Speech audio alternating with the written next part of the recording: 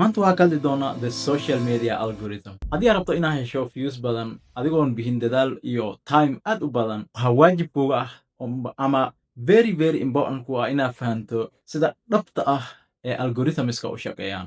Haddii aad fahanto sirtan, waxaa kuu ballan qaadaya in contentigaaga wax badan iska bedeli doonaan sidii hore. So maanta videogan waxaa ku baran doonaa sida algorithmska social media u shaqeeyaan iyo why videoska qaar ay u helaan pushes ama millions of people halka kuwa kalena bushiska daaya qof daawado aanan jirin. So number 1 aan ku bilaabno sida u shaqeeyaan algorithmska social media. All social media platformska kasoo bilaab YouTube, TikTok ama any kind of platform ama maskaxdaada ku soo dhaco waxay leeyihiin hal goal oo ah to make money from you. In dadku ama viewerska ay waqti badan ku qaataan platformka through adiga and then iyagoo daawana ads badan kadibna sida kambaniga lacag sameeyo. Boom. Number 2 aan usoo gudubno match making process. Marka ugu horeyso oo video soo dhigto platformka, waxa ugu horeeyo ama the very first thing oo platformka eegaya waxa waaye inuu analyze gareeyo waxa videoga uu ku saabsan yahay ama topical mapping, soundka videogaaga, titleka, descriptionka, creatorka, locationkiisa, all waxa videoga uu ku saabsan yahay. And then algorithmku waxa uu go'aansanayaa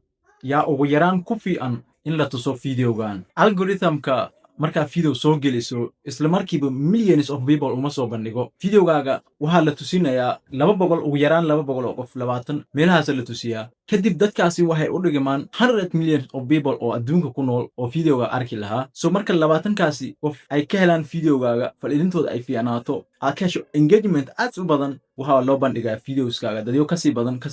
Dadkaasi videogaaga la tusay ama labadaasi boqol inta badan subscribe ama follow kuma ahan because of waxaa laga yaabaa dadkaasi followda ku ama subscribe ku ah inta badan laga yaabo inay videogaaga ka helaan because of korea kusoo subscribe gareen. Laakiin inta badan dadka kale si dadyo kale loo tusiyo videogaaga waxaa muhiim ah dadkaasi la tusaya videogaaga ay inta badan ahaadaan dad aan subscribe ku ahayn ama follow ku ahayn because of waa dadkaasi dadka go'aaminayo in videoga bushes helo ama dead noqdo. Haddii jiraan wax maskaxdaada ku jiro comment ugu soo qor, waa isla hadlin doonaa insha Allah. Subscribe-tuna very helpful. Peace.